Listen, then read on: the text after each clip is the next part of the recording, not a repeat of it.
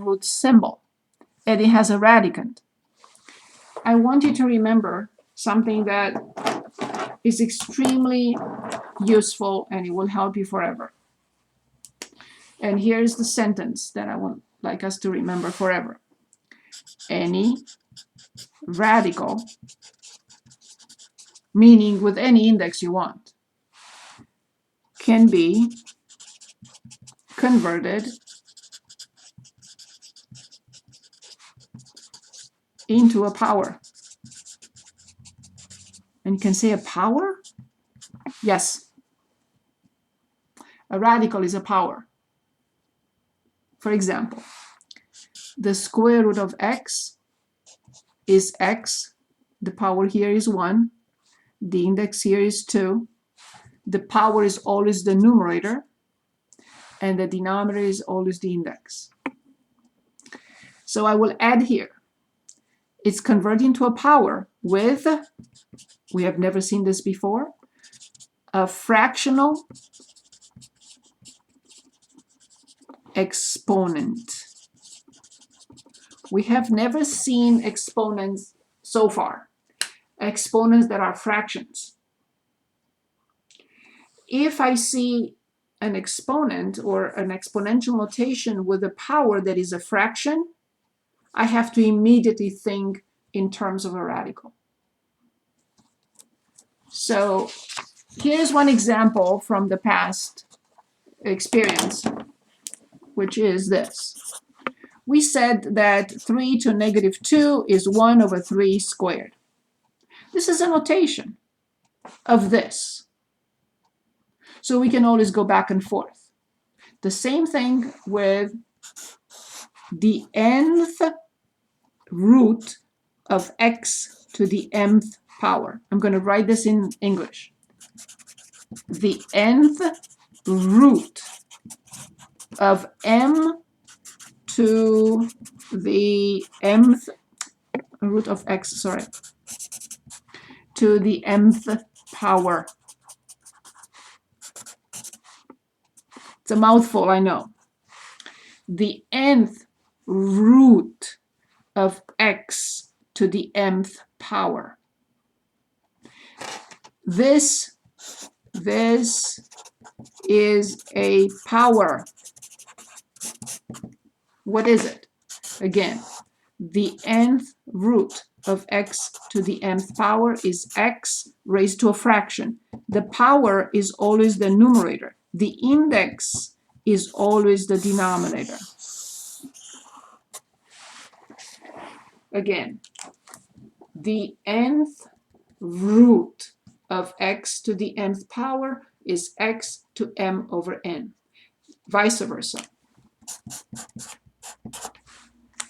X to m over n is the nth root of x to the nth power. Coming back, again, the square root of x is x to power 1/2. Can anyone tell us what the cube root of x is?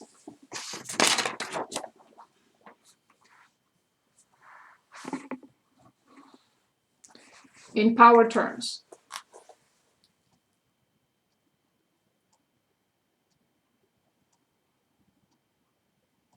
It's x raised to which power?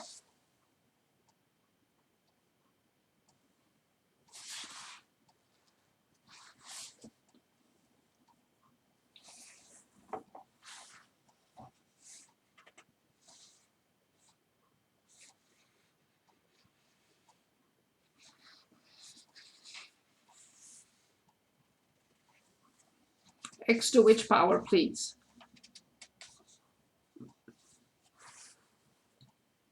If the square root is 1 over 2, x to 1 over 2, x, the cube root of x is x to 1 over 3. Indeed. Thank you. What about the fourth root of x to the third?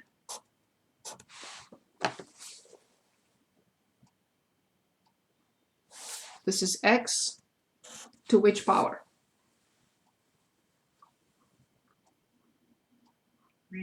Exactly. Reverse. What if I have x to 1/4? What does this represent?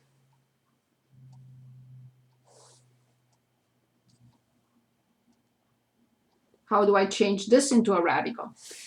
I know that when I see an exponential notation with a power that is a fraction, I know that that is a radical. If it's x squared is not a radical. But if it's x to 2/7, that is the 7th root of x squared, because the power is a fraction. X square root of the 4th power. You mean the 4th root of x, not the square root. The 4th root of x. Yes. Okay. Which is friendly and which is not? Friendly. Not.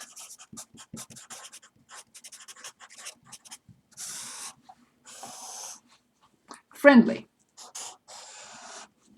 Odd. Positive, 0, negative. The answer is positive, 0, negative. What am I saying here? If you give me a cube root, a 5th root, a 7th root, a 9th root, 11th root, any odd index from anything you want, I will be able to give you a number. No restrictions, domain all real numbers, no headache, friendly. I don't have to worry about it. Not friendly. Any even index is not friendly. It has to have positive or 0 underneath, and the answer always has to be positive or 0. So here the domain is 0 to infinity. So I have to be careful with even index. Super careful. The even index is not friendly. It gives me headache not only here, but I have to make sure that the answer is positive or 0. Not only the domain, but also the range.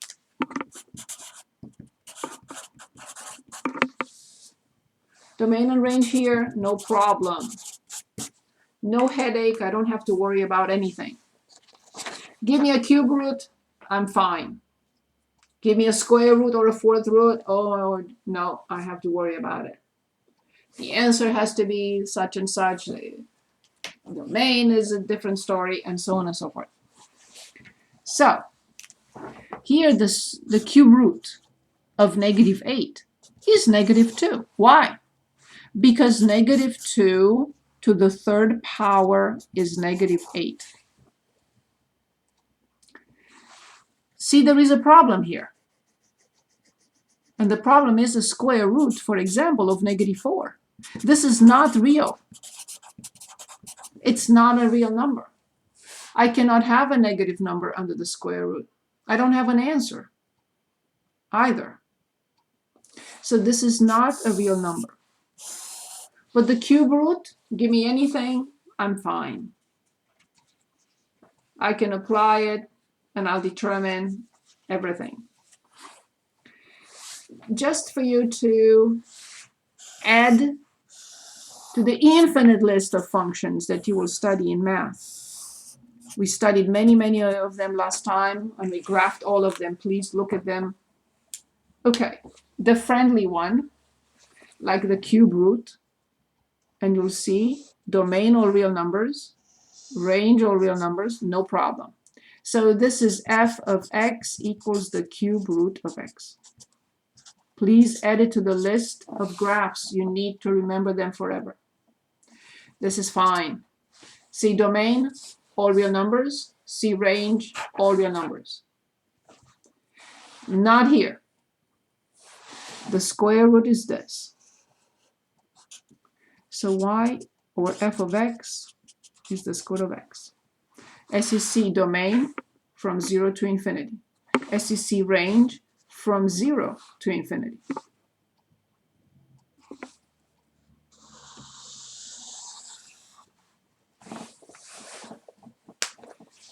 Okay.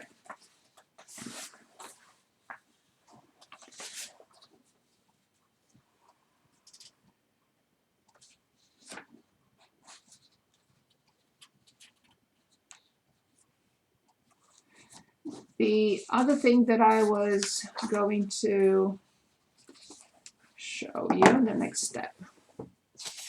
Any questions on this?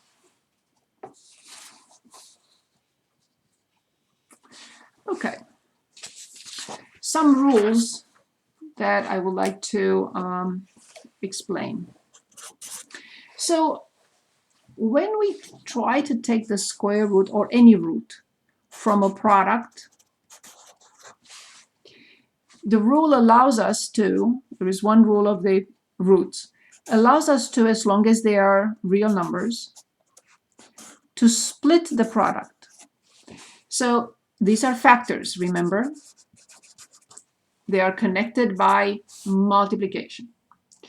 So the square root or any root of a times b is the square root of a times the square root of b, assuming that these are from positive numbers, right? So are real numbers. The same rule is applicable to a ratio.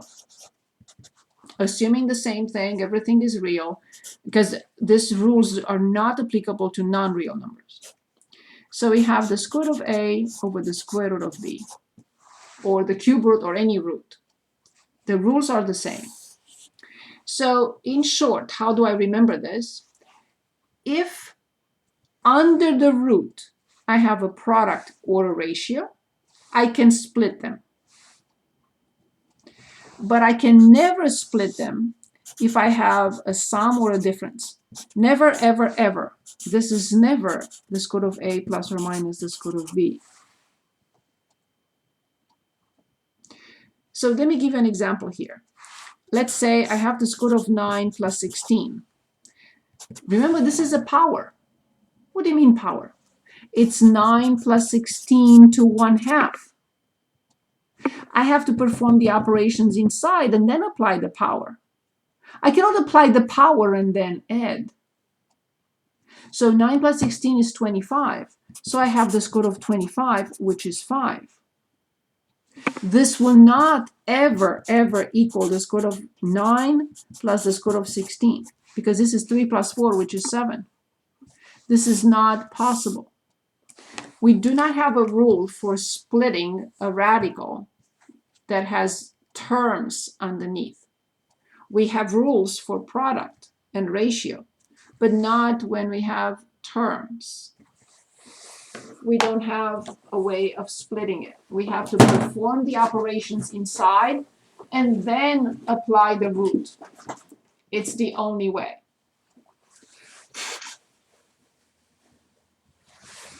Now, one thing that I need to mention. The positive square root of 9 is 3. There is also something called the negative square root of 9. By the order of operations, I have to perform the power. So remember, every radical is a power. I have to perform the power, which is 3, and then multiply by -1 in front. I disagree with the way they phrase questions. They will ask you something like, what are the roots of 9?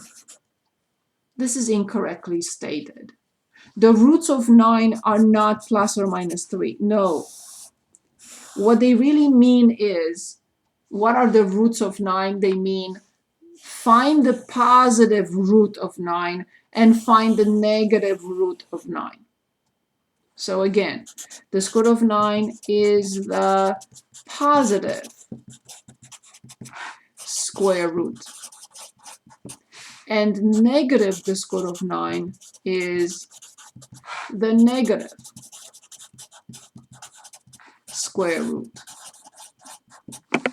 But the square root of 9 is not plus or minus 3. the square root of 9 is only positive 3.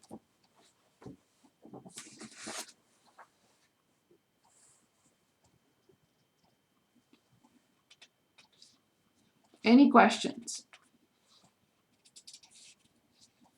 Any questions?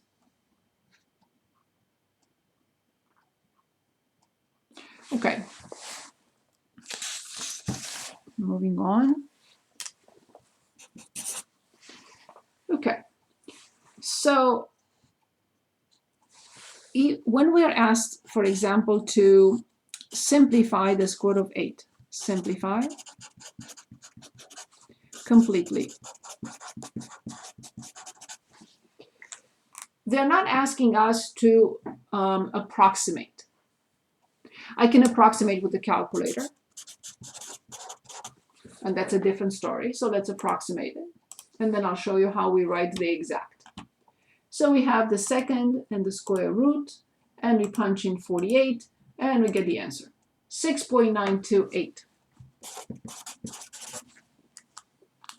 Other than the square root, if you want me to show you, and I will show you how I determine the cube root, I don't go through math and so on and so forth. What I do is, for example, we had a situation with 4 to 2/3. 4 to 2/3. It's easier for me. It's up to you. What does this mean? It means the cube root of 4 squared. But I prefer just put the caret for the power and put the fraction. You will get the same thing when you go here to number 5, but you have to put the root first, other than for the cube root. So if you use 5, which is any index, you have to put the index first. So you have to put 3, which is the index. In this case, you have the option of 4, but let's say we didn't. Okay, and it puts it, and then you have 8, which is 4 squared, and I get the same answer. It was 16, 4 squared, sorry. I meant 16. This is 4 squared, so I have to get the same answer, 2.5198, la la la.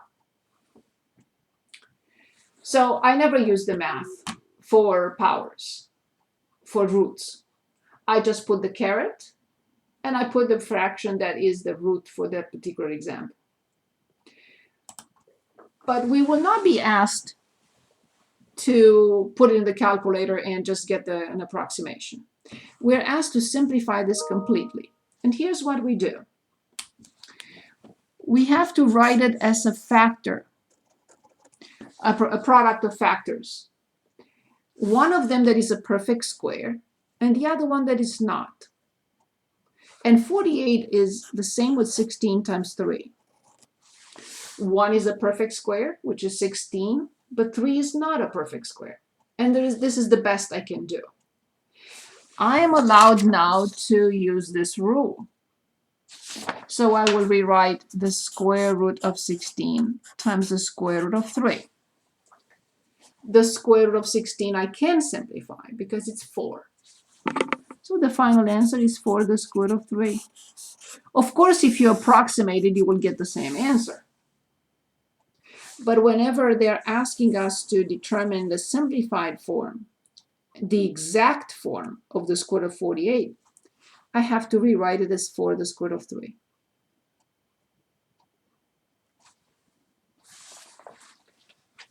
Any questions? Let's work on the square root of 50. How would you present the square root of 50?